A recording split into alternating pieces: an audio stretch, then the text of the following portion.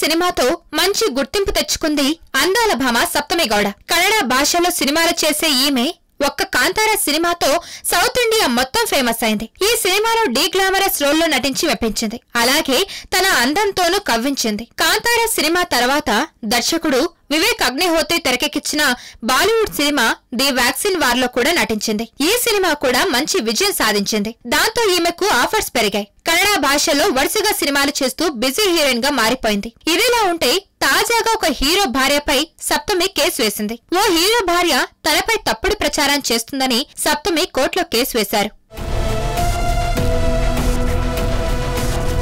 కన్నడ ఇండస్ట్రీలోనూ ప్రస్తుతం విడాకుల హవా నడుస్తుంది.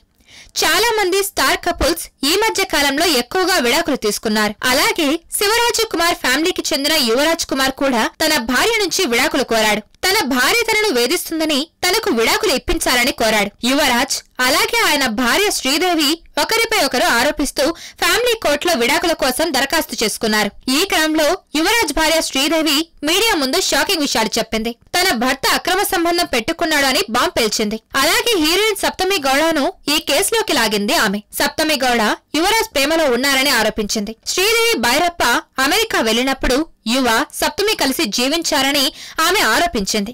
సప్తమి గౌడ కోసం నన్ను ఇంటి నుంచి గెంటేసే ప్రయత్నం జరుగుతుందని శ్రీదేవి తన లాయర్ ద్వారా ఆరోపించింది. దీనిపై సప్తమి సీరియస్ అయింది. సప్తమి గౌడ శ్రీదేవి బైరప్పపై కోర్టులో కేసు వేశారు. శ్రీదేవి బైరప్ప తన పరువుకు నష్టం కలిగించే ఆరోపణలు చేయకుండా నిషేధం విధించాలని కోర్టును కోరింది. శ్రీదేవి తనపై నెగిటివ్ స్టేట్మెంట్ ఇచ్చిందని, తప్పుడు ఆరోపణలు చేసిందని సప్తమి ఆరోపించింది. శ్రీదేవి బైరప్ప పరువు నష్టం కలిగించే ప్రకటనలు చేసినందుకు ఆమెపై నిషేధం విధించాలని కోరుతూ పిటిషన్ దాఖలు చేసింది. దాంతో శ్రీదేవి బైరప్పకు నోటీసులు జారీ చేయాలని బెంగళూరు సిటీ సివిల్ కోర్టు ఆదేశించింది.